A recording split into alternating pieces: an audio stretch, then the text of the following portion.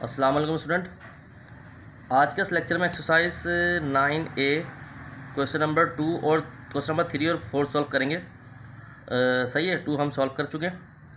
तो इसमें कह रहा है कि गिवन डेट आपके पास 2x/5 3y/8 है। तो कह रहा है रेशो निकालें x रेशो y का। आपको रेशो मालूम करना है x रेशो y का, ठीक है, जबकि पास आपको ये गिवन है, ठीक है। ये क्वेश्चन नंबर 3 में हम मालूम करेंगे। और जबकि हमारे पास क्वेश्चन नंबर 4 में कहा है कि आपके पास a ratio b ratio c है 75, 120 और 32। तो आपको पहले सिंप्लीफाई करना है a ratio b ratio c ratio को आपस में, ठीक है। जब वो रेशो सिंप्लीफाई हो जाए तो आपको b रेशो a निकालना है और उसके बाद आपको b रेशो c निकालना है, ठीक है। क्वेश्चन बहुत आसान है और इसको आराम से सॉल्व कर लेते हैं हम। तो क्वेश्चन नंबर 3 हमने उतारा हुआ है और गिवन हमारे पास है 2x/5 is equal to 3y/8, ठीक है भाई, ये हमारे पास गिवन है। तो x रेशो y मालूम करना है, तो हम क्या करते हैं, क्रॉस मल्टीप्लाई करते हैं। 2x × 8 is equal to 3y × 5, तो ये हो गया 16x। 2 को 8 से 16x is equal to 15y, ये आ गया।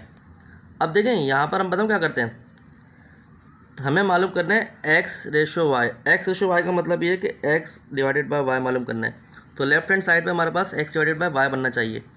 तो ये x इधर ऐसी रहा, ये y को मैं नीचे ले आता हूँ, ये डिवाइड में चले गया, ठीक है। यहाँ से मैंने सिर्फ y लेके आया हूँ, 15 अपनी जगह रहा और इस 16 को मैं इस तरफ ले आया, ये हो गया 16, ठीक है। तो यहाँ तक छोड़ दो तो यहाँ तक आंसर आ जाएगा, या फिर x रेशो y इस तरह लिख लें 15/16, क्योंकि रेशो का मतलब डिवाइड होना ही है। तो ये हमने इसको सॉल्व कर लिया। अब इसका क्वेश्चन नंबर 4 सॉल्व करते हैं। तो स्टूडेंट क्वेश्चन नंबर 4 आपको मैंने बता चुका हूँ पहले भी, ठीक है। तो इसको अब ये कह रहा है कि हमें गिवन है a ratio b ratio c कितना है 75, 120 और 132। अब पहले में हम सिंप्लीफाई कर रहे हैं, किसको सिंप्लीफाई कर रहे हैं, किसको a ratio b ratio c को, ठीक है। अब मैं इसको तीनों को डिवाइड करूँ 3 से, तो ये हो जाएगा हमारे पास सिंप्लीफाई होगा a ratio b ratio c। 3 से इससे डिवाइड करूँगा तो ये बन जाएगा 3 2 ज़ा 6 और 3 5 25, ये आ जाएगा, ठीक है। इसको 3 से करूँगा तो ये हो जाएगा 40। जब मैं इसको 3 से डिवाइड करूँगा तो ये 132,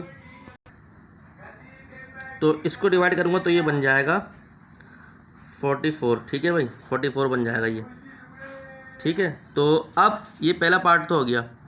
अब दूसरे पार्ट में आपसे कह रहा है कि भाई आपको फाइंड करना है b रेशो c, मतलब b हमारे पास 40 है, ऐसे लिख दिया, और रेशो कितना है इसका 44, यानी कि b ratio c is equal to 40/40 ratio 44।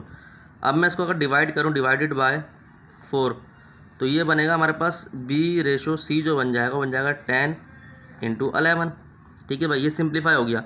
अच्छा, रेशो के लिए याद रखें कि एक ही नंबर से डिवाइड होना लाजमी है, ठीक है। उसके बाद पार्ट 3 में मैं ये कह रहा हूँ कि भाई आप पार्ट 3 में आपसे कह रहा है फाइंड करो, क्या फाइंड करो भाई, b। अच्छा, 2 में b रेशो a था तो मैंने पार्ट c इधर करा दिया, आप b रेशो a कर लिएगा, ठीक है, सही है। पार्ट c जो था मैंने b बना दिया। तो b रेशो a मालूम करना है, देखें b रेशो a, तो b क्या है हमारे पास 40, क्योंकि b रेशो a, b हमारे पास 40 है और ये है 25, ठीक है भाई। तो b रेशो a जो आया हमारे पास ये 10 हो गया, ये सॉरी अगर ये 5 से डिवाइड हो तो ये 8 हो गया और ये रेशो 5 हो गया, ठीक है। तो ये हमने क्वेश्चन सॉल्व कर लिया। तो उम्मीद करता हूँ ये लेक्चर आपको समझ आएगा। तो अगर आपको हमारा चैनल अच्छा लगा लाइक और सब्सक्राइब करें, अपने दोस्तों और में शेयर करें, मज़ीद वीडियो आपको मिलती रहेंगी। अपना ध्यान रखें। अस्सलाम वालेकुम।